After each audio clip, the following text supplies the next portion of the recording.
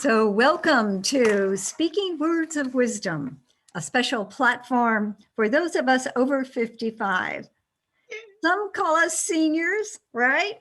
Some call us boomers. Some even call us elders.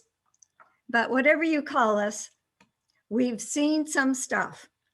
And we're here speaking words of wisdom. So welcome my very first guest to Speaking Words of Wisdom, Carolyn Flood. Hi, Carolyn. Hi there. This is so exciting. What an honor. I am so pumped because, I've known you for a while. And I realized in thinking about this interview, I've known you for ever since I've been here in Sacramento. And so that's like 16 years. Okay. And so when I thought of this show, Speaking Words of Wisdom, I thought, who do I want to have on this show? And you were the first person that came to mind. Marlena. Okay, thank you. I'm thinking of all the people that you know, thousands. I'm going, me? Okay. Yes, you. So I am so happy for having known you all these years and for our friendship. And we've seen each other up close and personal in different groups and different settings. And then there've been period of times where we haven't seen each other. Yes. So I just want to acknowledge that, it's just always great, to be able to connect with you no matter what level or no matter where we are. Well, it was so exciting when you did reach out because you're such an extraordinary person and what you bring to the world. And I thought, ooh, what's Marlena doing now? Just have to acknowledge you for taking this on. I think it's a huge contribution for our age bracket. Well, thank you. Thank you so much. And I'd like to just have people know a little bit more about you and they will see why it was that I asked you to be our very first guest on this show. So Carolyn, why don't you tell us about, I know you're retired. We're all retired. We're both retired, right? Well, we're fortunate. Some people aren't, but we are. Okay. I know. And, retirement looks different these days than ever before. But I would like to just kind of step back a bit and have you just kind of tell us a little bit about, how you spent your kind of working years and what were some of the most rewarding parts of that? Well, I taught second and third grade for 32 years. Wow. And when you asked me, I would be talking about this, I thought, well, I've been retired now for 20 years. And I did retire early. My husband recommended that I do that. And looking back, I really had to give some thought because education seems to be very different from what it was when I was teaching. So when I looked back, I think what gave me, yes, you covered all subjects, reading, math, and those are formative years. But I think some of my favorite lessons were in what I call life skills. It's our principal brought it to the staff, and it's really teaching children the core of being a human being. Like, where does your confidence come from?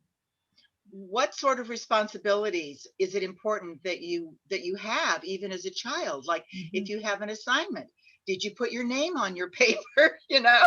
Did you date it? Things like that you even find missing sometimes in today's documents. Perseverance, what does that mean? And so as I was teaching the core subjects, I incorporated, in fact, when I retired, I was rather surprised.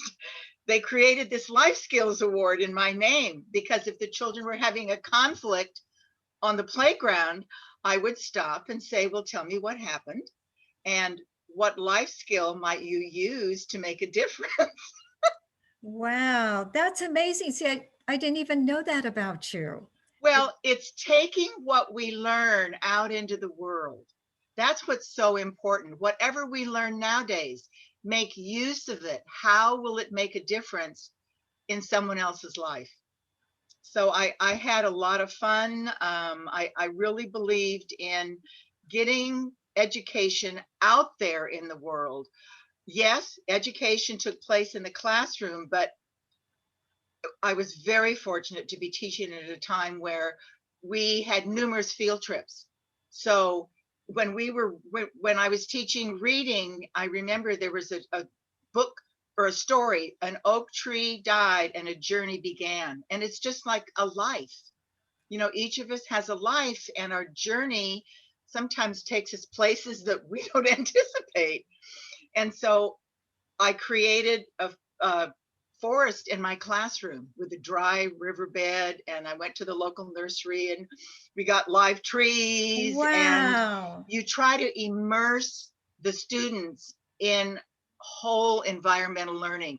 We went to the river and to the pond, and we looked close up, and we had, you know, guides that were teaching us things. So it's not just about in the classroom, it's about getting out in the world and applying and seeing applications.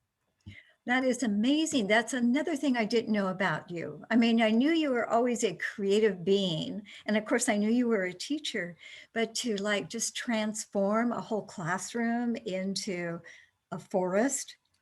I mean, who does that?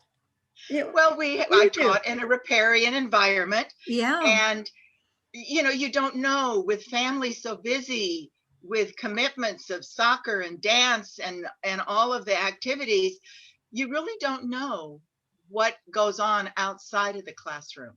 You know, you can encourage and make requests, you know, read to your children and take them places, but Mhm. you don't know what goes on outside. You hope you do, but you know, that's just part of life. It's part of life. And you and I had a chance to talk just recently a little bit about um, how as teachers, you know, we can't make assumptions about kids sleeping in a bed at night or having breakfast in Yes. the morning. That kids' lives today seem to be like, I want to say, really complicated. Hmm. And you know, before I came to the Sacramento uh, to work at the Department of Education, I was a year in the classroom, and I Mm. hadn't been in an elementary classroom for like 35 years. Oh, Marlena. I know, it was like crazy, Shocking. right? Okay. But let me tell you, it was, oh my God, it was the hardest year ever, but it was also the most satisfying year ever. Hmm. And I was teaching kindergarten, first grade, which is Oh, 20 accolades to kids. you. I know. I know. I would call my husband every day at lunchtime. I was like, I don't think I could do this. I need a nap. Yes. But it was amazing to me, the challenges that these kids were facing at age 5, 6, and 7. Yes. And this was like in quote, a regular kind of neighborhood. It wasn't a Title I school, you know, where Hmm. there was a majority of low income kids. It was like in a regular neighborhood. And it just amazing to me, the things that these kids were facing. And I realized that I knew I was only going to be there for a year because I knew I had my job in Sacramento kind of waiting for me. But I knew that I felt the best way I could teach them was to just be with them and to have opportunities for them to share like what's going on for them. And so that's basically how we would start our mornings. And just, I mean, kids had stories about cops coming to their house the night Oh, before. I mean, it's just wild. But anyway, I just wanted to thank you for you know your part in creating a generation of learners that had that opportunity to work with you and your creativity and your compassion and your passion. So we've got some people out there that'll always remember Mrs. Flood. well, I know there are, because there was sort of this, oh my gosh, you're in Mrs. Flood's class, she'll flood you with homework. And then when they got in there, they've said, you're nice. You know, sister I said love you it. were. Well, it's, I think I got that reputation because what I said, I meant. You know, it, when I said this is what you need to be doing and Yeah. this is how you need to be doing it, they were held accountable. Yeah. So That is, that was a big thing. And Marlena, what something came to mind I had totally forgotten about. We look at people and we assume that they have a particular background. It reminded me of an affirmation that I had totally pulled a blank on it. Every morning, of course, back then we were saying the Pledge of Allegiance. And we had this affirmation that I am special. I'm the best I can be. I am special. I'm glad I'm me. oh, Carolyn, And that that's gives what we me said every morning. goosebumps. And then we sort of stopped, and it was important to make eye contact to let the children know they've been seen. It's like, whatever they come in as, I see you. Now, maybe they didn't pick up on it, but I felt that was an important way to start their day. And I'm thinking maybe that would be useful nowadays if people affirm that in their life. Absolutely. Their life might not be the way they planned it or would like it to be, but that each of us is special. No matter Absolutely. where you are, you're the best you can be in given your circumstances. That is totally true. And do you want to say that one more time for our listening audience? Because I think, again, that that's an example of speaking words of wisdom. Okay. I am special. I'm the best I can be. I am special. I'm glad I'm me. Woohoo. That is beautiful. That's Well, beautiful. thank you. But sometimes it's not an original. I don't remember where I got it, but it's hard sometimes to look at yourself in the mirror and to say that and accept it. It's hard to be us sometimes, particularly as we're aging. Yeah. But when we look around us, there's so much to be grateful for when you look at the worldwide, situations. So hopefully that might make a difference for someone out there. Well, I say it will. I know it gave me goosebumps, so I know it made a difference to me to be reminded about what we can be telling ourselves, especially, as you said, as we kind of get older and maybe we don't feel quite so special. Right. But there are things we can be grateful for. Absolutely. Sometimes you have to look deep down, but there's always something to be grateful for. There's always something. Waking up is number one. Yeah. So with all those years of teaching and working with kids and working with staff, what did being a teacher teach you? I grew up thinking I always had to have a plan. And when I made my lesson plans, there were always contingencies. Well, like, this is the way I think it's going to go, but let's have plan B here, or plan C, or plan D. And so teaching taught me that, yes, there's a path I think I'm going to follow.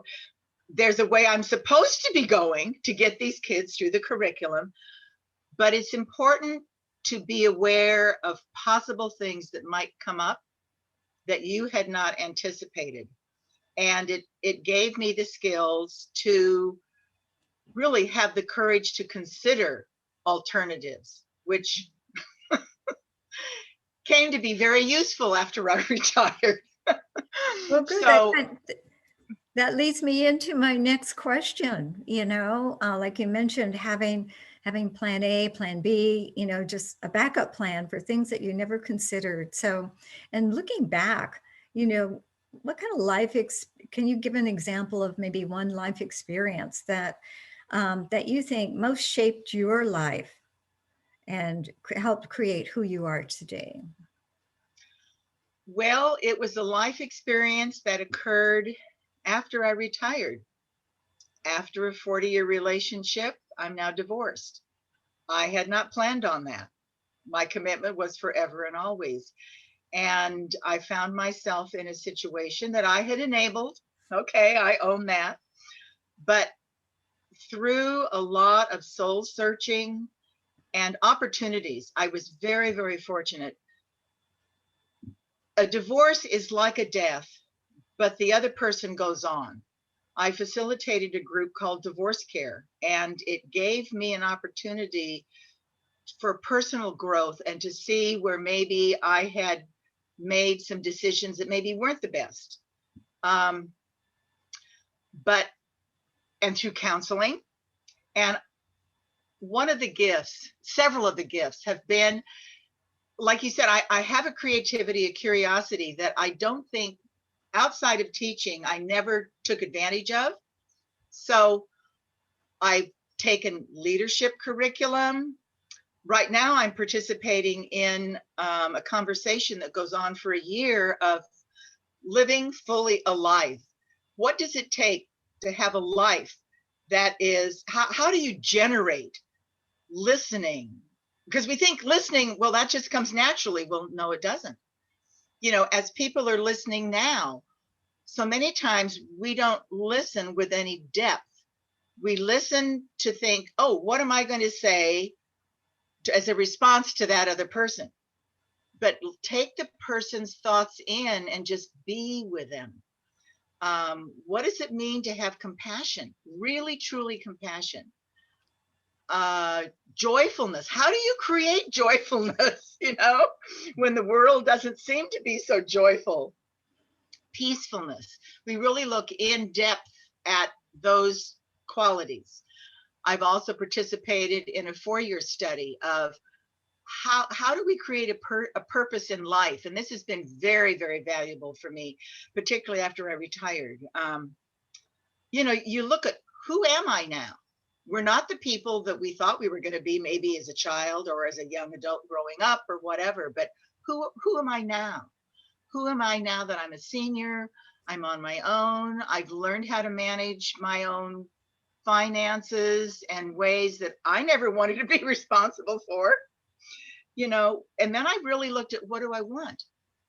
What do I want and what do I need in this time in my life?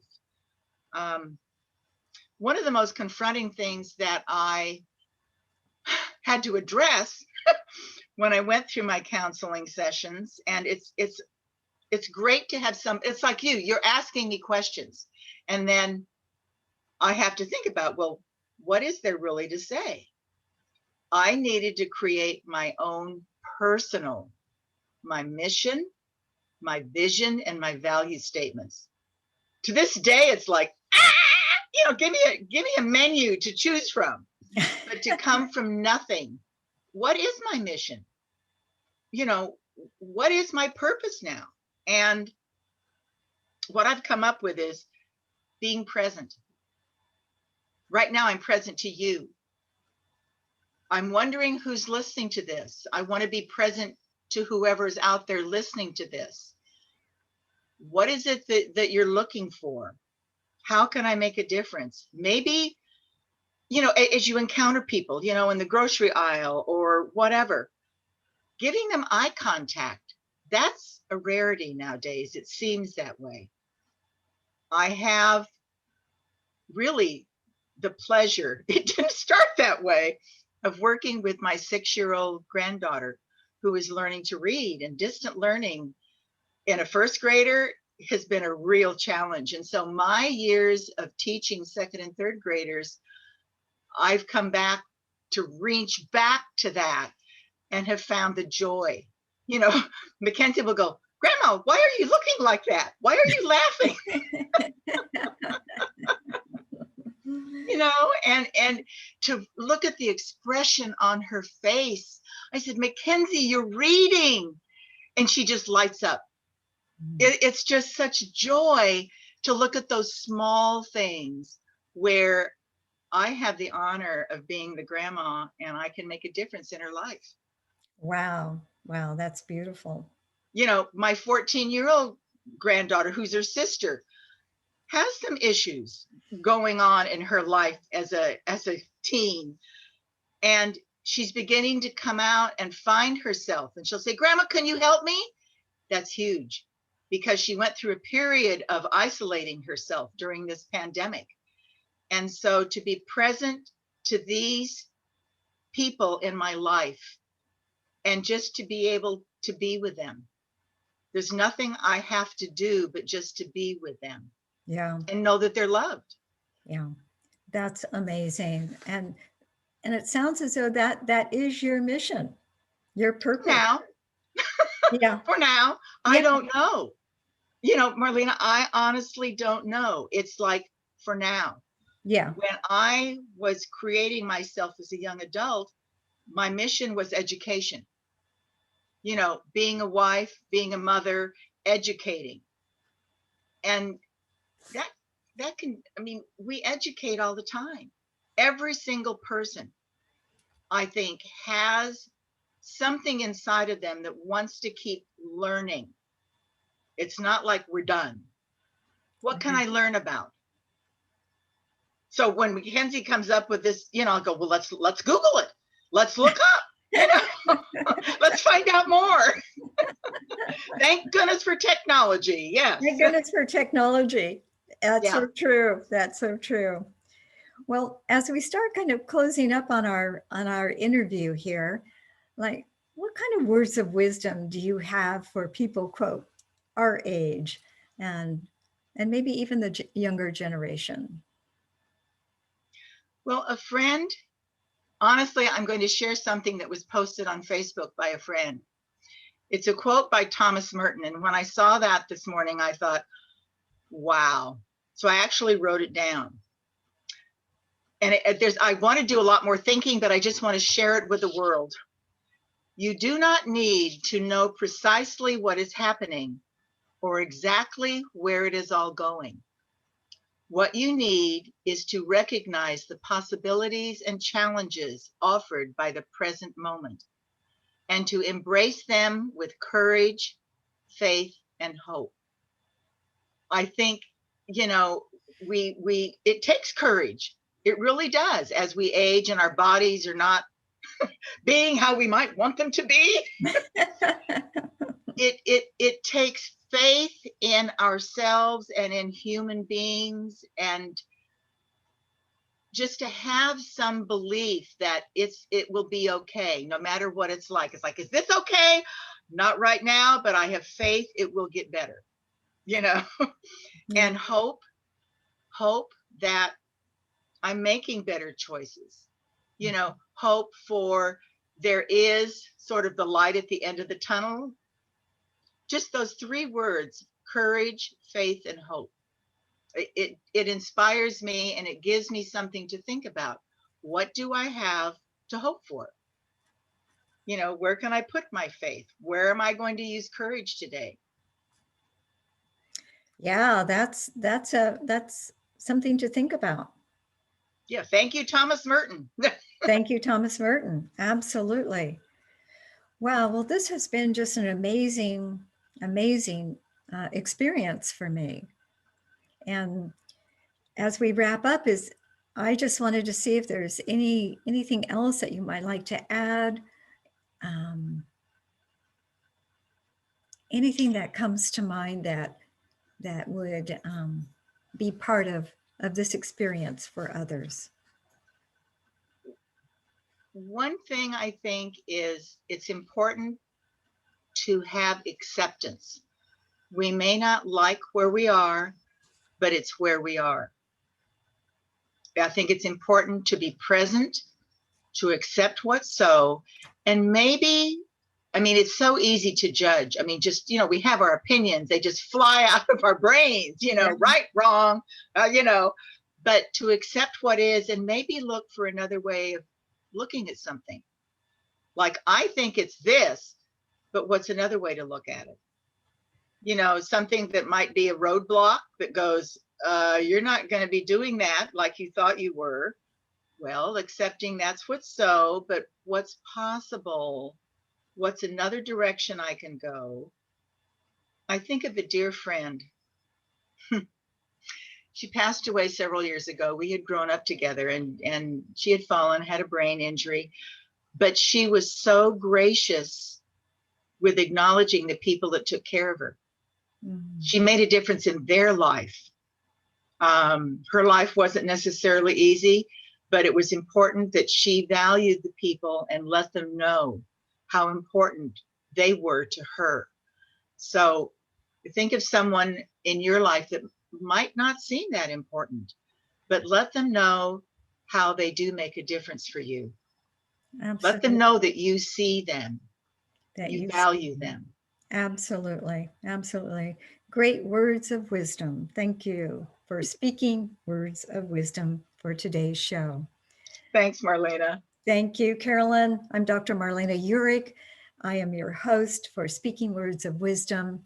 Thank you for listening, and we look forward to seeing you again soon.